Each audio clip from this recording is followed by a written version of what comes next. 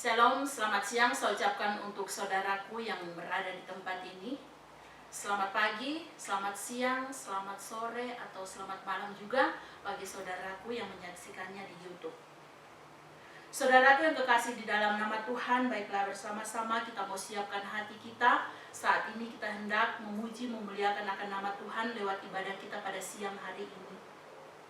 Sebelum memulaikan ibadah kita, saya undang kita semua bangkit berdiri. Kita ambil waktu sejenak untuk masuk dalam saat teduh.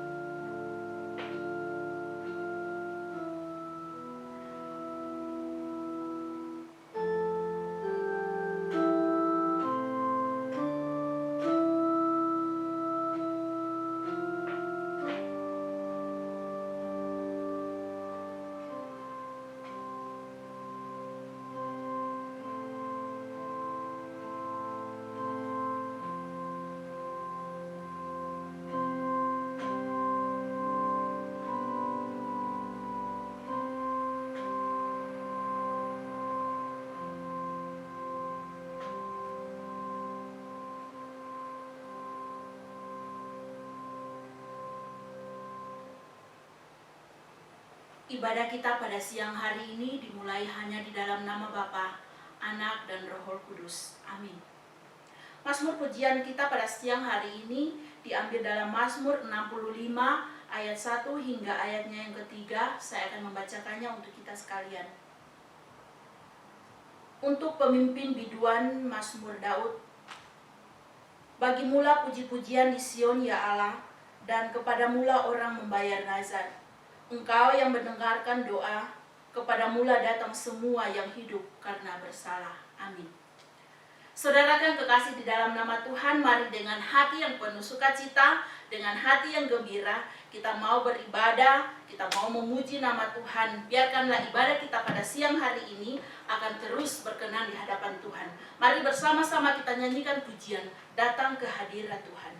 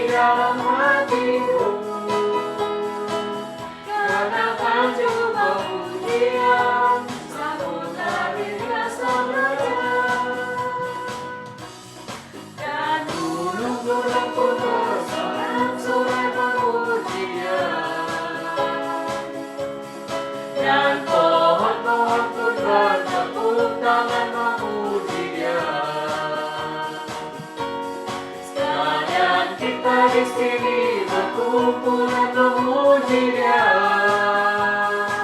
Yesus Tuhan Raja, Dialah yang bertata di atas pujian. Mari dengan lebih sukacita kita katakan, datang ke hadirat Tuhan. Datang ke hadirat Tuhan dengan hati yang penuh sukacita. Datang ke hadirat Tuhan dengan senyum dan muka yang gembira. Tanggalkan beban dan kesedihan yang ada di dalam hatimu. Katakan juga pujian, sambut hadirnya Sang Raja. Dan gunung-gunung pun bersorak-sorai memuji Dia. Dan pohon-pohon pun bertepuk tangan memuji Dia. Sekalian kita di sini berkumpul dan memuji Dia. Yesus Tuhan Raja, Dialah yang bertata di atas pujian. Yesus Tuhan Raja.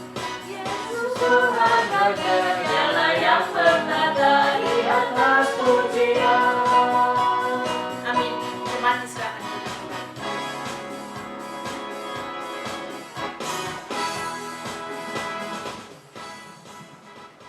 Bapa, kami datang kepadamu menaikkan ucapan syukur kami untuk semua kebaikan dan anugerah-Mu yang tiada hentinya di dalam kehidupan kami. Mari jemaat yang dikasihi Tuhan, mari bersama-sama kita menaikkan pujian ini. Bapa, ku datang padamu.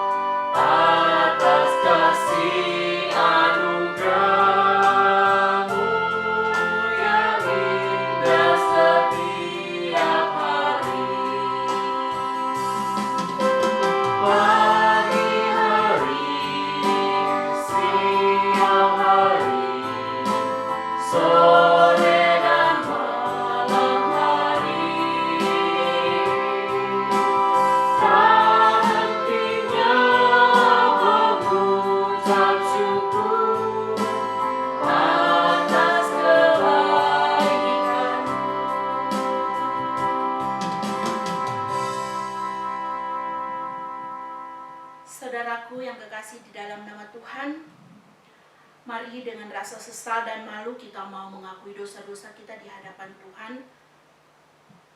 Di dalam Dialah kita memperoleh kekuatan, dan hanya Dialah yang sanggup dan setia menopang kehidupan kita, asalkan kita mau berseru hanya kepadanya.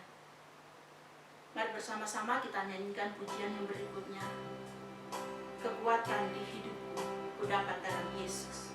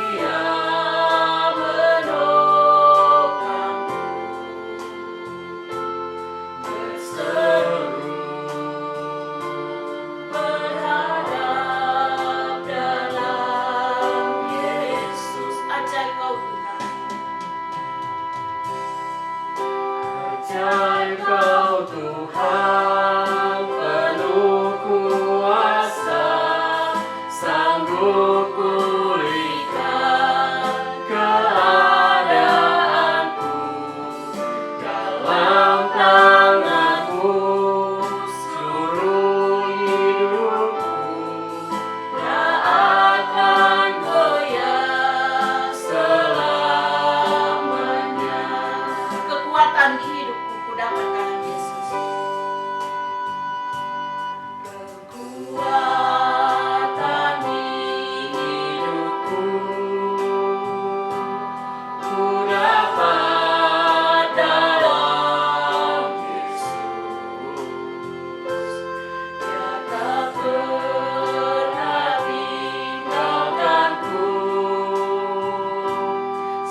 Dia menopangku, berseru berharap dalam Yesus. Ajaib Kau Tuhan, penuh kuasa, sanggup pulihkan keadaanku. Dalam tangan-Mu seluruh hidupku, tak akan goyah selamanya. Ajaib Kau Tuhan penuh kuasa. Ajaib Kau Tuhan, penuh kuasa, sanggup pulihkan keadaanku. Dalam tangan-Mu seluruh hidupku, tak akan goyah selamanya. Saudaraku, bila kau rasa gelisah di hatimu dan bahkan kalam kabut tak menentu di dalam hidupmu, marilah kita terus berseru kepada Tuhan. Karena Tuhan kita, Dia hanya sejauh doa. Mari kita bersama-sama nyanyikan pujian ini. Dia hanya sejauh doa.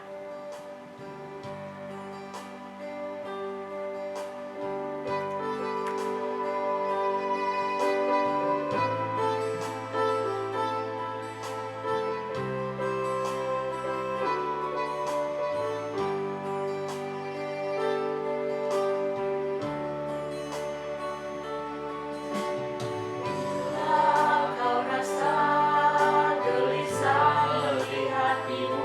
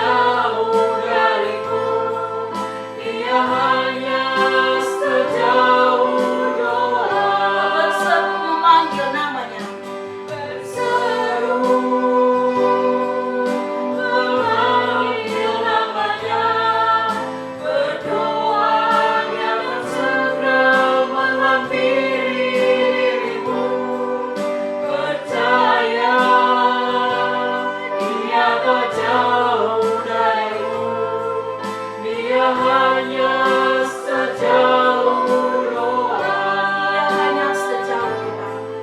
Dia hanya sejauh doa.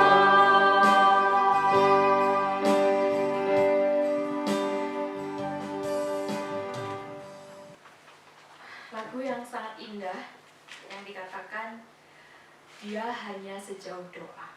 Tuhan itu hanya sejauh doa, Bapak Ibu Saudara. Ketika mungkin hari ini kita datang dengan segala permasalahan kita, bahkan mungkin dengan segala dosa dan kesalahan kita di hadapan Tuhan, cukup datang sama Tuhan. Dia yang akan menghampiri kita, Dia yang akan bersama-sama dengan kita. Percaya bahwa Dia tidak pernah jauh dari kita, dan Dia selalu peduli sama kita. Saudara, mari kita mempersiapkan hati kita untuk datang kepada Tuhan. Kita mau mengakui segala dosa kita di hadapan Tuhan. Saya akan membacakan satu nats dari 2 Korintus 5 ayat 21 yang berkata demikian. Dia yang tidak mengenal dosa telah dibuatnya menjadi dosa karena kita, supaya dalam Dia kita dibenarkan oleh Allah. Bapak Ibu Saudara, Dia yang tidak mengenal dosa telah dibuatnya menjadi dosa karena kita, supaya dalam Dia kita dibenarkan oleh Allah. Hanya karena Allah lah Yesus yang adalah Tuhan, Dia tidak berdosa. Bahkan Dia ketika menjadi manusia, Dia tidak berdosa sama sekali, tapi Dia rela mati di atas kayu salib demi kita, karena Dia mengasihi kita dan Dia adalah kasih.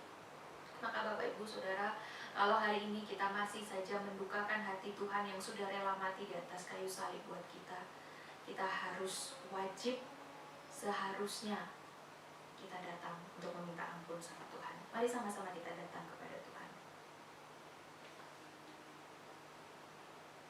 Mari pakai waktu ini dengan tenang, Bapak Ibu Saudara sekalian boleh berbicara secara pribadi kepada Tuhan, mengungkapkan segala dosa dan kesalahan di hadapan Tuhan dan memohon ampun kepadanya.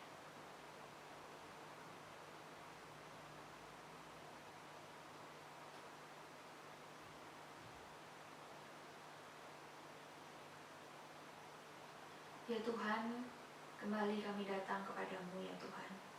Kami bersyukur untuk segala kebaikan-Mu bagi kami. Terima kasih Tuhan, ketika kami tidak setia, Tuhan masih setia. Ketika kami tidak mau lagi mengenal Tuhan, kami sudah hampir gak percaya lagi sama Tuhan, Tuhan masih mau menyapa kami dan Tuhan mau hadir menghampiri kami. Tuhan, bahkan ketika hari ini kami datang dengan segala dosa dan kesalahan kami, Tuhan, sekali lagi Tuhan mengingatkan kami untuk datang kepada Tuhan. Tuhan itu hanya sejauh doa. Ketika kami berdoa, kami bisa connect sama Tuhan. Hari ini kami mau berdoa membawa segala dosa dan kesalahan kami di hadapan Tuhan. Tuhan, ampunilah kami, karena kami adalah anak-anak Tuhan yang masih saja berkecimpung dalam dosa-dosa yang sama. Tuhan, kiranya Engkau kuduskan kami, baik mulut kami Tuhan, baik perkataan kami, mata kami, telinga kami, hidung kami, apapun ya Tuhan yang kami miliki hari ini. Bahkan pikiran kami Tuhan, yang mungkin gak satu orang pun yang tahu apa yang kami lakukan. Tapi kami percaya, kami tahu bahwa Tuhan tahu. Tuhan, kiranya Engkau sucikan kami, layakkanlah kami untuk datang kepadamu ya Bapa. Layakkanlah kami Tuhan untuk sungguh-sungguh bisa memuji, memuliakan nama Tuhan, mendengarkan firman Tuhan. Terima kasih Bapa, hanya dalam nama Yesus kami berdoa. Amin. Dengan tetap bangkit berdiri, mari kita mengikrarkan pengakuan iman rasuli. Pengakuan iman rasuli. Aku percaya kepada Roh Kudus, Bapa yang Maha Kuasa, Khalik langit dan bumi, dan kepada Yesus Kristus, anaknya yang tunggal Tuhan kita, yang dikandung daripada Roh Kudus, lahir dari anak darah Maria, yang menderita sengsara di bawah pemerintahan Pontius Pilatus, disalibkan, mati dan dikuburkan, turun ke dalam kerajaan maut. Pada hari yang ketiga, bangkit pula dari antara orang mati, naik ke surga, duduk di sebelah kanan Allah, Bapa yang Maha Kuasa. Dan dari sana Ia akan datang untuk menghakimi orang yang hidup dan yang mati. Aku percaya kepada Roh Kudus, gereja yang kudus dan am, persekutuan orang kudus, pengampunan dosa, kebangkitan tubuh, dan hidup yang kekal. Amin. Mari kita sama-sama Menundukkan kepala, sekali lagi kita berdoa. Tuhan, sekali lagi kami datang kepadamu, tiba waktunya Tuhan kami akan mendengarkan firman-Mu. Kiranya Engkau memberkati setiap kami, siapkanlah hati kami, siapkan pikiran kami Tuhan untuk benar-benar datang kepada Tuhan. Biarlah Tuhan Kau layakkan kami untuk menjadi anak-anak yang bukan hanya datang beribadah, tapi kami juga mau mendengarkan firman Tuhan. Bukan hanya mau mendengarkan, tapi kami juga mau melakukan. Tuhan, setiap kami mohon, kami mau serahkan diri kami. Baik hamba-Mu, baik setiap jemaat-Mu yang hadir di tempat ini, juga jemaat-Mu yang hadir melalui online. Kami serahkan semua ke dalam tangan-Mu. Biarlah firman-Mu ini sungguh boleh menjadi benih yang boleh bertumbuh dengan baik dalam kehidupan kami. Hanya dalam nama Yesus kami berdoa dan mengucap syukur. Amin. Oke, silakan duduk dulu. Silakan duduk.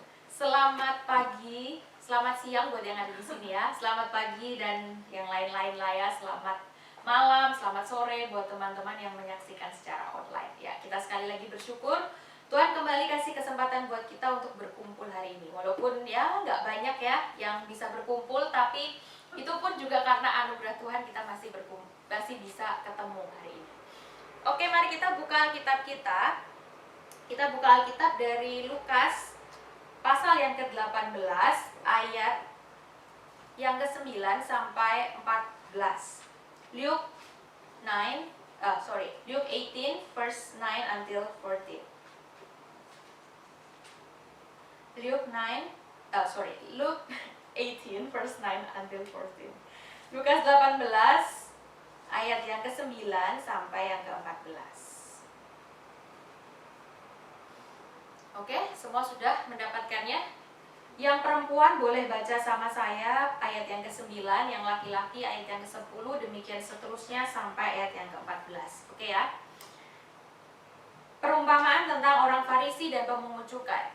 Dan kepada beberapa orang yang menganggap dirinya benar dan memandang rendah semua orang lain, Yesus mengatakan perumpamaan ini.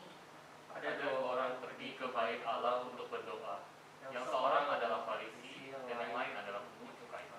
Orang Farisi itu berdiri dan berdoa dalam hatinya begini, Ya Allah, aku mengucap syukur kepadamu karena aku tidak sama seperti orang lain, bukan perampok, bukan orang lalim, bukan bezinah, dan bukan juga seperti pemungut cukai ini. Aku berpuasa 2 kali seminggu. Aku memberikan 1/10 dari segala penghasilanku. Tetapi pemungut cukai itu berdiri jauh-jauh, bahkan ia tidak berani menengadah ke langit, melainkan ia memukul diri dan berkata, Ya Allah, kasihanilah aku orang berdosa ini. Aku berkata kepadamu, orang ini pulang ke rumahnya sebagai orang yang dibenarkan Allah, dan orang lain itu tidak.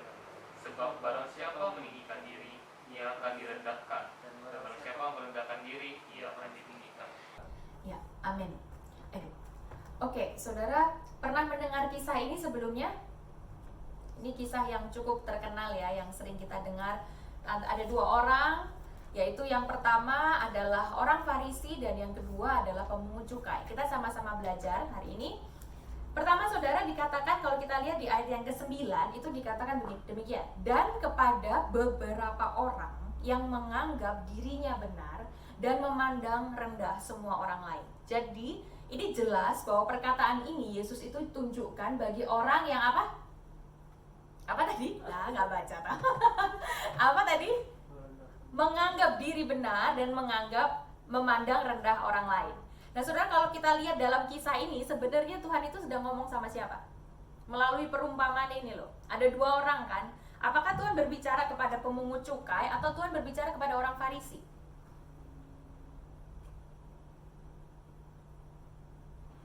Secara khusus, Tuhan ini sedang menyindir. Bukan menyindir mungkin ya, Tuhan sedang ngasih tahu kepada orang Farisi.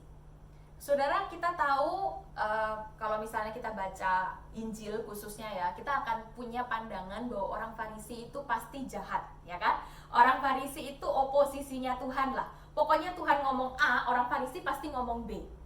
Sampai akhirnya kita juga tahu yang menjebloskan Yesus sampai mati di atas kayu salib itu pun salah satunya adalah orang-orang Farisi yang berniat untuk membunuh Yesus.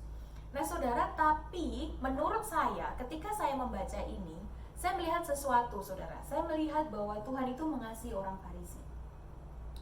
Saya melihat bahwa Tuhan itu tidak bobot, nggak peduli gitu ya. Udahlah don't care, kamu orang Farisi itu udah salah, ya udah salah sampai mati biarin.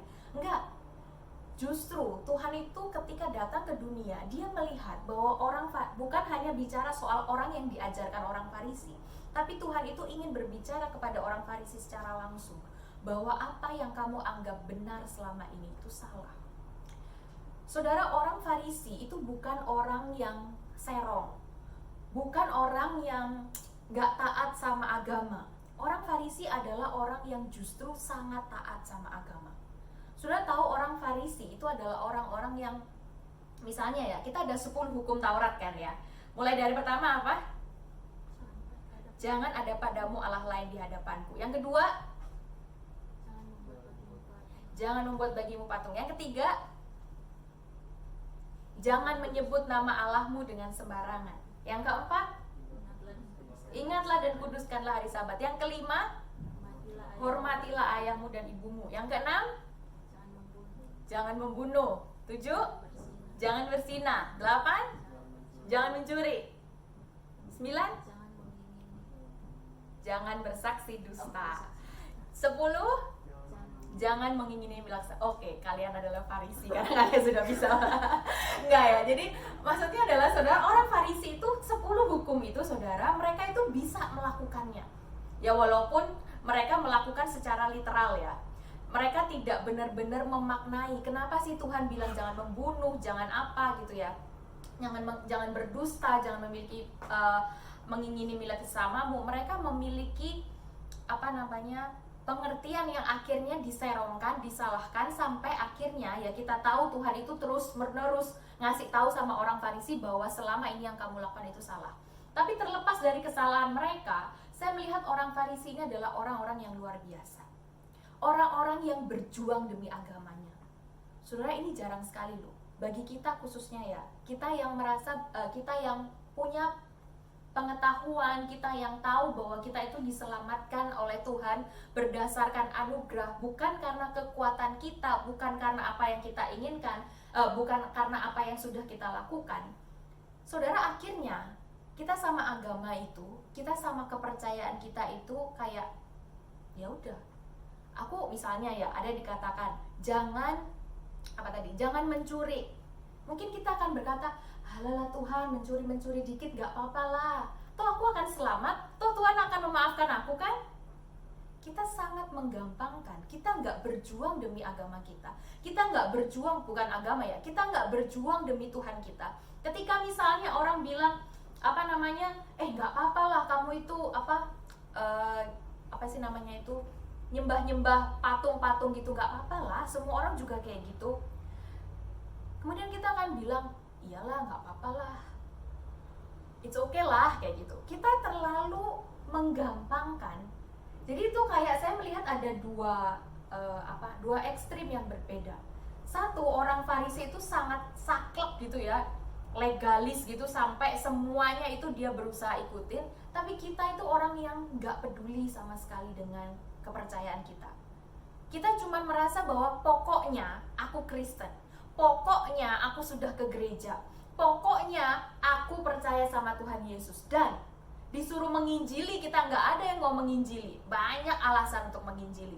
Misalnya kita mau menegur orang yang salah, kita juga nggak berani untuk menegur. Kekuatan agama itu nggak ada. Kekuatan kepercayaan kita itu nggak ada, saudara. Beda dengan orang Farisi.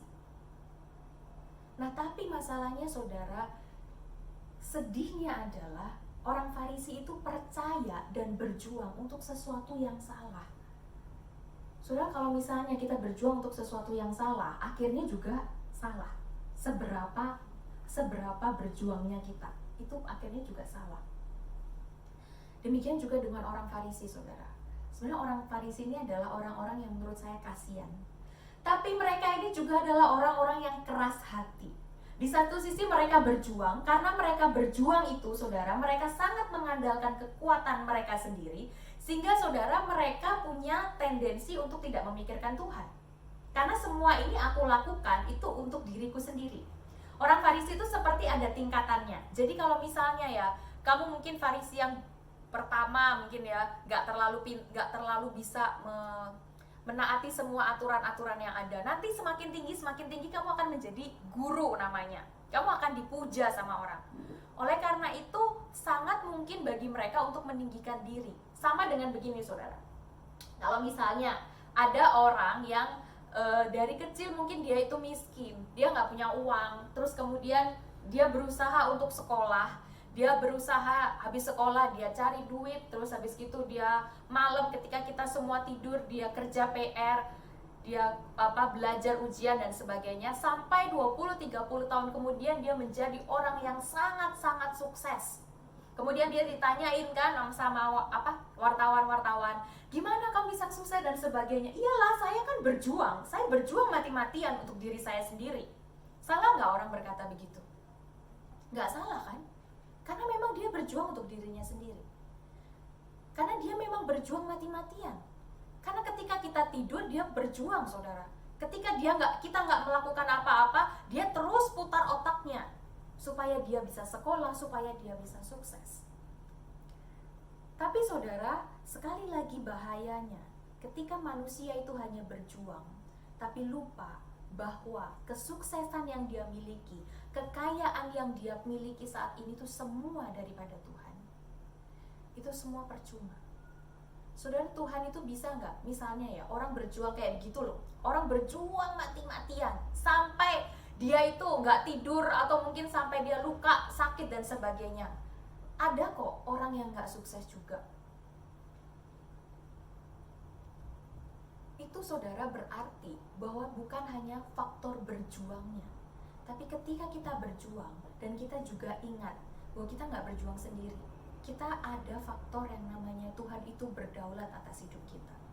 Kalau kita semua kita nggak punya pemahaman, kita lupa bahwa Tuhan berdaulat, maka saudara kita akan seperti orang Farisi ini.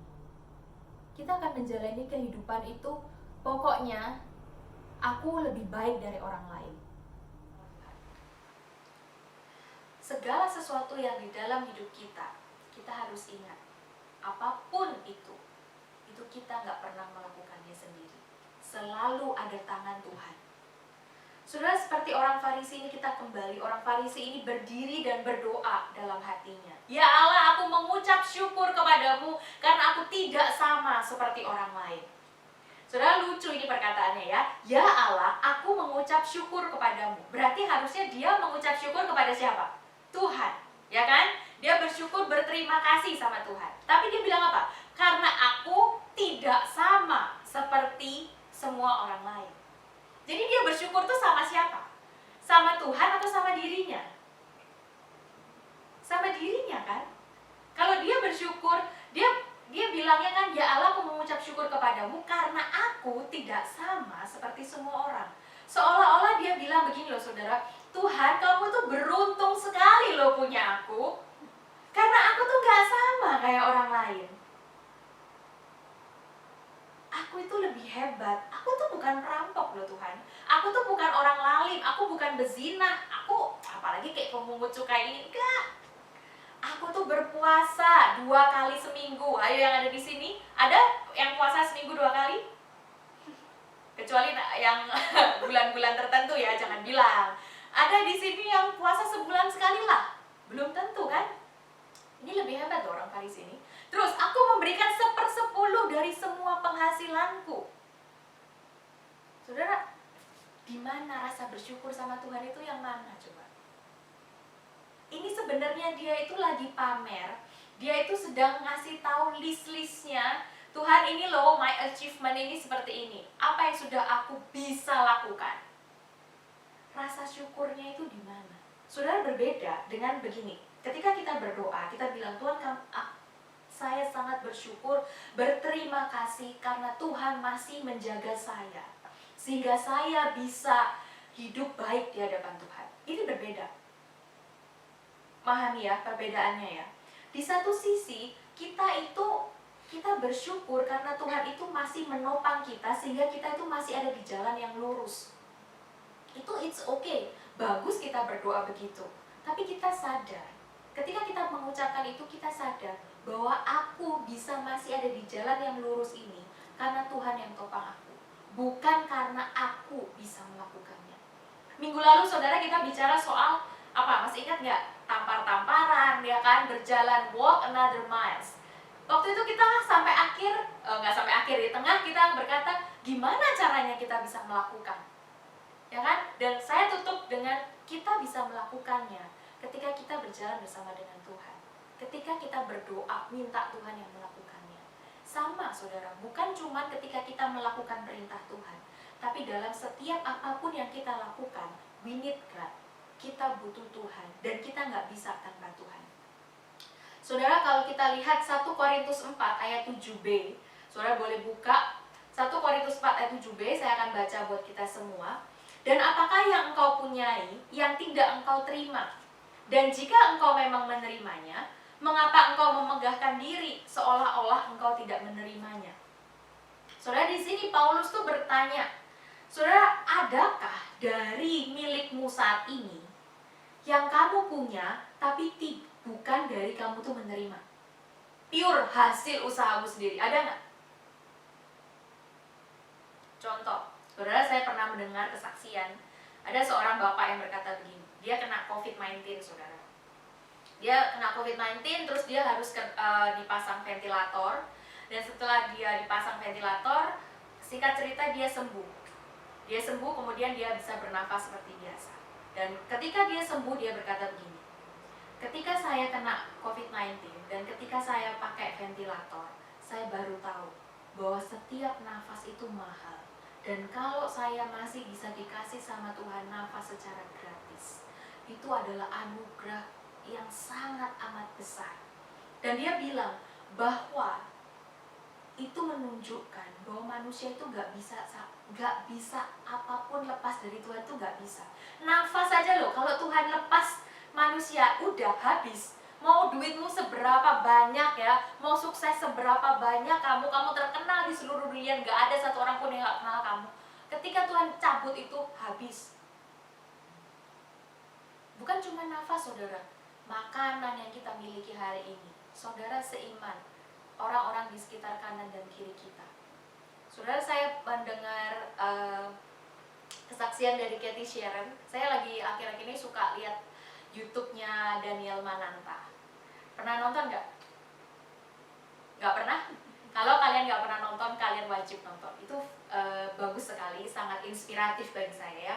Jadi dia pernah wawancara Luna Maya, Maya Estianti, dan banyak artis-artis yang diwawancarai. Nah, salah satunya Cathy Sharon. Kemudian kita tahu kan Cathy Sharon itu punya masa lalu yang tidak mudah, saudara, ketika dia ditinggalkan oleh suaminya. Nah, saudara, dia berkata demikian, saya tuh berdoa sama Tuhan. Saya berdoa sama Tuhan supaya suami saya itu kembali. Tapi dia menunggu 2,5 tahun dan suaminya nggak kembali. Tapi walaupun suaminya itu nggak kembali, dia itu tidak pernah menyerah sama Tuhan. Why? Karena dia itu melihat, dia bilang, gak pernah satu kali pun aku itu merasa sendiri. Karena selalu ada orang-orang yang datang, baik keluarga, baik teman, siapapun itu datang setiap hari untuk nolongin aku. Aku tuh udah mikir, gimana caranya aku jadi single mom. Aku berharap sama Tuhan, aku berdoa sama Tuhan, Tuhan tolonglah biar suamiku tuh balik. Tapi dia gak pernah balik. Tapi ketika setiap hari dia melihat ada aja orang yang datang dan menghibur dia, dia bilang itulah bentuk pemeliharaan Tuhan. Bukan ketika suaminya kembali, tapi ketika kehadiran Tuhan itu nyata melalui orang-orang di sekitarnya. Nah, saudara, itu contoh kecil yang membuat harusnya kita menyadari tidak ada satupun dari hidup kita yang tidak kita terima. Bahkan kesuksesan yang kau miliki hari ini, itu pun anugerah dari Tuhan. Kalau kamu menjadi pemain piano yang hebat, siapa sih yang bikin kamu bisa main piano? Iya, saya tahu bahwa kamu itu latihan dengan serius. Tapi Tuhan, kalau bukan Tuhan yang izinkan kita menjadi seorang pemain piano yang hebat, kita nggak akan mungkin bisa melakukannya. Saudara, kita kembali ke ayat ini. Kita melihat pemungut cukai. Kemudian ada seorang pemungut cukai, dia berdiri jauh-jauh, saudara, dia nggak berani. Kemudian bahkan dia nggak berani menengadahkan kepalanya. Dia memukul dirinya. Memukul tuh bukan cuma yang pelan ya saudara. Memukul tuh orang yang kayak King Kong itu loh saudara. Kalau King Kong pukul tuh kan keras ya, sampai duk-duk gitu. Dia tuh kayak gitu saudara. Itu bentuk orang yang menyesal. Nah, saudara, di sini kita perlu ingat bahwa di sini Yesus itu tidak sedang oke, berarti mulai sekarang setiap orang Kristen kalau doa itu harus jauh-jauh ya, nggak boleh deket-deket mimbar, terus nggak boleh menengadah, terus habis gitu harus mukul-mukul, habis gini semuanya pukul-pukul. Enggak, bukan itu saudara. Tuhan itu tidak sedang berbicara bagaimana caranya kamu berdoa, tapi Tuhan ingin hatinya itu seperti orang pemungut cukai ini. Saudara, orang yang berdiri jauh-jauh dan gak berani menengadah ke langit, bahkan memukul dirinya, itu adalah orang yang menyadari siapa dia di hadapan Tuhan. Dia menyadari bukan hanya keberdosaannya, tapi ketidakmampuannya. Apalagi kalau dia dibandingkan sama orang Farisi, mungkin dia akan berkata, aduh, sama orang Farisi itu aku gak ada apa-apanya. Aku masih bisa ada hari ini karena belas kasihan Tuhan. Makanya dia bilang, ya Allah, kasihanilah aku orang berdosa ini. Dan saudara, ini susah. Kita lebih mudah melakukan hal seperti orang Farisi tadi, ya kan? Makanya saudara, ketika setiap minggu kita ada doa pengakuan dosa. Berapa? Saya mau nanya, gak usah dijawab, jawab dalam hati aja ya. Dari setiap minggu itu, sebulan aja, berapa kali dalam sebulan kita itu sungguh-sungguh datang kepada Tuhan, mengakui dosa dan memohon ampun sama Tuhan atas dosa-dosa kita? Atau kita cuma ngomong, ya Tuhan, ampunilah dosaku, walaupun aku nggak tahu aku dosanya apa. Ya yes, pokoknya Tuhan tahulah, ya karena aku harus mengakui dosa, ya sudahlah Tuhan. Berapa kali dalam sebulan? Setiap minggu loh saudara. Harusnya tuh setiap hari malah kita mengakui dosa. Kita cuma setiap minggu, saya cuma tanya setiap minggu kita datang ke gereja. Berapa kali kita sungguh-sungguh punya hati seperti pemungut cukai ini? Ya Allah, kasihanilah aku orang berdosa ini. Berapa kali? Saudara, seharusnya kita, lebih-lebih kita yang sudah mengalami Tuhan, kita yang mendapat kasih karunia dan anugerah Tuhan, seharusnya kita punya hati yang seperti pemungut cukai ini, yang datang kepada Tuhan dengan segala kerendahan hati kita. Kita boleh datang sama Tuhan hari ini, khususnya kita yang ada di sini saudara, yang bisa ibadah offline ini loh saudara. Itu karena anugerah Tuhan yang menopang kita. Jojo jauh-jauh dari Kanada, Tuhan sertai Jojo sampai ke Hong Kong. Dia dalam keadaan sehat di karantina, sampai hari ini kita bisa kembali ketemu Jojo lagi. Itu juga sebuah anugerah yang luar biasa. Bayangin, kita semua takut kan berpergian, ya nggak? Takut kena COVID kan? Di pesawat bisa, di bandara bisa. Sudah anugerah Tuhan, nggak usah ngomong Jojo lah. Kita semua yang ada di sini, 5 bulan kita ada di Hong Kong dan Tuhan tetap menjaga kita supaya kita tetap sehat. Bukankah Tuhan itu begitu baik buat kita? Coba kita bandingkan dengan apa yang sikap kita di hadapan Tuhan. Bukankah seharusnya kita itu punya hati seperti orang Farisi, seperti orang pemungut cukai ini? Ya Allah, kasihanilah aku orang yang berdosa ini. Roma 3 ayat 9 sampai 10 berkata, Roma 3 ayat yang ke-9 sampai 10 berkata demikian. Jadi bagaimana? Adakah kita mempunyai kelebihan daripada orang lain? Sama sekali tidak. Sebab di atas telah kita tuduh baik orang Yahudi maupun orang Yunani bahwa mereka semua ada di bawah kuasa dosa. Seperti ada tertulis, tidak ada yang benar, seorang pun tidak. Tidak ada seorang pun di tempat ini melalui online atau siapapun di dunia ini yang benar. Tidak ada seorang pun yang benar. Sehingga kita tidak punya hak untuk berdoa seperti orang Farisi itu tadi.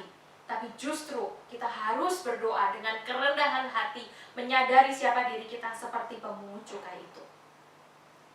Kemudian Yesus menutup dengan, aku berkata kepadamu, orang ini pulang ke rumahnya sebagai orang yang dibenarkan Allah, dan orang itu tidak. Sebab barang siapa meninggikan diri, ia akan direndahkan, dan barang siapa merendahkan diri, ia akan ditinggikan. Saudara, saya mau bertanya, ketika kita semuanya pertama kali percaya secara pribadi kepada Yesus, apakah pada waktu itu kondisi kita sedang baik-baik saja? Tiba-tiba gitu kita percaya sama Tuhan? Atau ketika itu kita menyadari betapa butuhnya kita anugerahnya Tuhan? Saudara, saya rasa kebanyakan, saya nggak pernah sih dengar Biasanya kebanyakan itu ceritanya adalah ketika dia sedang jatuh, ketika dia sedang gak percaya sama Tuhan, ketika dia ada di dalam dosa, disitulah dia percaya sama Tuhan. Di dalam kejatuhannya dia merasakan anugerah yang luar biasa. Jadi dia yang merendahkan diri. Ketika dia merendahkan diri, disitulah anugerah Tuhan itu mengangkat dia. Itulah yang dimaksudkan di sini, saudara. Orang Farisi yang yang meninggikan diri, dia akan direndahkan. Dia nggak masuk di dalam anak-anak Tuhan, kumpulan anak-anak Tuhan. Tetapi kalau kita punya hati sebagai seorang yang memungut cukai ini, yang merendahkan diri, kita akan ditinggikan oleh Tuhan. Kita akan diangkat menjadi anak-anaknya. Ketika Roh Kudus masuk ke dalam diri kita, menolong kita sehingga kita itu menjadi anak-anaknya. Saudara, seorang yang bernama Samuel Morse, pernah dengar nggak? Saya nggak tahu bacanya ini Morse apa Morse. Ya, pokoknya seorang inventor, seorang penemu.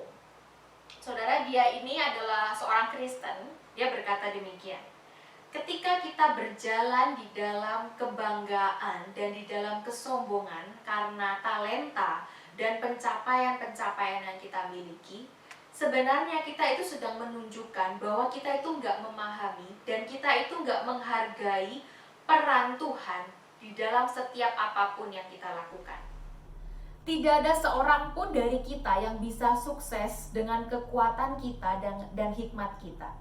Kita harus terus ingat bahwa Dia adalah Tuhan, dan Tuhan yang membuat segala sesuatu yang kita lakukan itu mungkin. Saudara, Samuel Morse ini adalah penemu telegraf, penemu kode Morse. Morse atau Morse sih? Ya, kode Morse ya. Yaitu dia penemu itu, saudara. Orang yang sangat terkenal, orang yang sangat dihormati, tapi dia berkata, tidak ada satu orang pun yang bisa sukses, termasuk dirinya, dengan kekuatan dan hikmat dari dirinya sendiri. Karena kalau Tuhan tidak membuat dia bisa melakukannya, tidak ada sesuatu yang tidak bisa dia lakukan. Tidak ada sesuatu yang bisa dia lakukan. Intinya adalah, saudara, ketika kita datang kepada Tuhan, baik ketika kita berdoa, ketika kita menjalani kehidupan kita, kita harus terus ingat berpegang kepada Tuhan. Kita harus terus ingat bahwa kita menjalani hidup kita ini gak pernah sendirian. Baik kamu ada di dalam kegagalan, baik kamu di dalam kesuksesan. Seringkali ketika kita gagal, kita lebih mudah ingat Tuhan. Tapi ketika kita sukses, kita lupa Tuhan. Kita lupa bahwa kesuksesan kita itu juga dari Tuhan.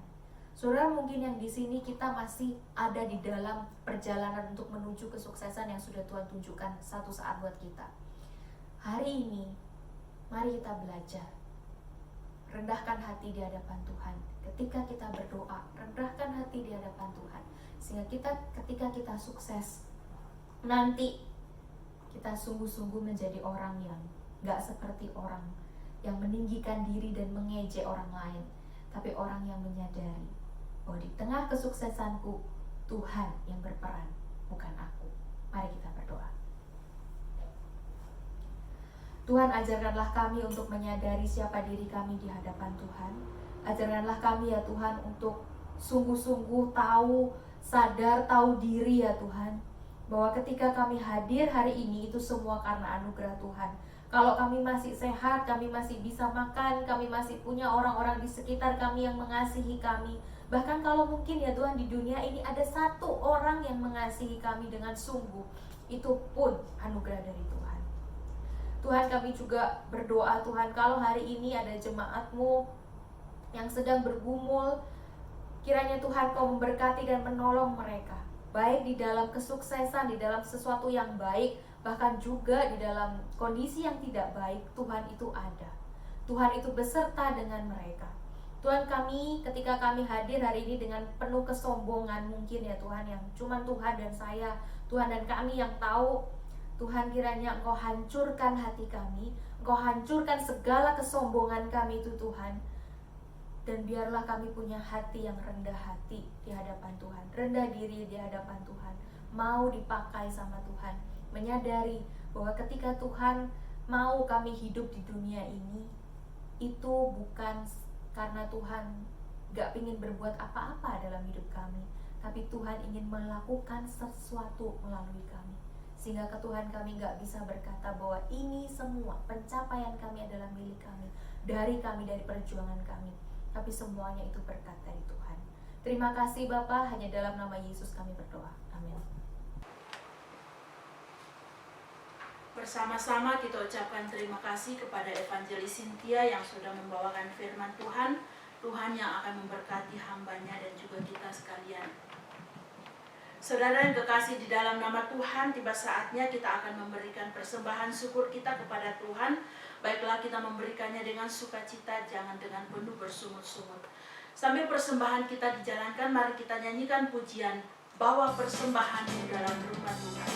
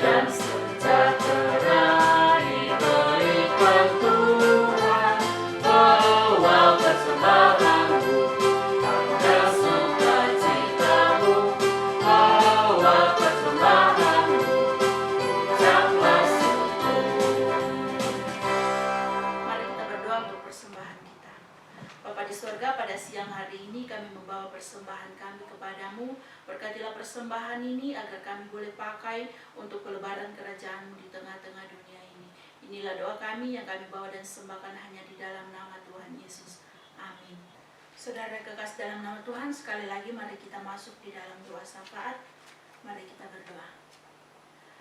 Tuhan Allah Bapa kami yang bertata dalam kerajaan sorga, sekali lagi kami menaikkan ucapan syukur kami hanya kepadamu Tuhan, untuk setiap anugerah dan kasih Tuhan yang nyata dalam kehidupan kami. Bapa di sorga, pada saat ini kami sudah boleh belajar tentang firman Tuhan. Biarlah firman-Mu itu akan terus menegur kami, dan lewat firman-Mu kami boleh belajar dan boleh kami mempraktikannya di dalam kehidupan kami setiap hari. Kami juga berdoa secara khusus untuk Evangelis Cynthia yang sudah membawakan firman Tuhan kepada kami. Tuhan kiranya akan memberkati hamba-Mu dimanapun dia berada. Tuhan akan memberkati pribadinya dan juga pelayanannya dimanapun Tuhan tempatkan. Bapa di surga, pada saat ini kami juga berdoa untuk kesehatan setiap kami jemaat-Mu, baik secara jasmani dan spiritual, biarpun kami tidak bisa bertemu di dalam ibadah kami seperti biasanya, tetapi Tuhan yang akan terus menjaga dan membimbing setiap kami. Biarlah lewat doa kami juga terus berserah hanya kepada Tuhan saja. Bapa di surga, dalam doa kami pada saat ini, secara khusus kami datang membawa akan suku Melayu yang ada di Indonesia, di mana jumlah mereka masih 0,01%. Tuhan, kiranya Engkau akan mengirimkan misionari-misionari ke tempat itu, agar biar mereka boleh membawakan firman Tuhan, mereka boleh belajar tentang firman Tuhan. Kami rindu Tuhan di tempat itu, suatu saat nama Tuhan akan dipuji dan dimuliakan, dan juga mereka boleh mengenal Tuhan yang adalah Tuhan dan Juru Selamat kami. Bapa di surga, kami juga berdoa untuk situasi Hong Kong dan Indonesia di tengah COVID-19 ini. Tuhan juga akan terus memberkati setiap masyarakat, pemerintah, baik dari pusat maupun sampai ke daerah. Biarlah mereka boleh mengerjakan tugas mereka sesuai dan seturut dengan kehendak Tuhan saja. Bapa di surga, inilah doa kami yang kami bawa sembahkan hanya di dalam nama Tuhan Yesus yang sudah mengajarkan berdoa bersama. Bapa kami yang di surga, dikuduskanlah namamu, datanglah kerajaanmu, jadilah kehendak-Mu di bumi seperti di surga. Berikanlah kami pada hari ini makanan kami yang secukupnya, dan ampunilah kami akan kesalahan kami, seperti kami juga mengampuni orang yang bersalah pada kami. Dan janganlah membawa kami ke dalam pencobaan, tetapi lepaskanlah kami daripada yang jahat, karena Engkau yang punya kerajaan, dan kuasa, dan kemuliaan sampai selama-lamanya. Amin. Bapak Ibu Saudara, mari kita bangkit berdiri. Kita akan menyanyikan doksologi. Puji Allah Bapa Putra, puji Allah Roh Kudus, ketiganya yang esa. Pohon selamat, sumber berkat. Amin. Bapak Ibu Saudara, marilah kita pulang dengan sungguh-sungguh menyadari siapa kita di hadapan Tuhan, bahwa kita ini tidak bisa tanpa Tuhan. Tidak ada yang benar, seorang pun tidak. Dan juga dikatakan, apa yang dari milik kita yang tidak kita terima, semua yang kita miliki itu dari Tuhan. Biarlah kita terus ingat itu, sehingga kita datang kepada Tuhan itu selalu dengan hati yang rendah. Kiranya kasih karunia dan damai sejahtera dari Allah Bapa kita dan dari Tuhan Yesus Kristus menyertai kita sekalian dari hari ini sampai selama-lamanya. Amin. Amin. Amin. Amin.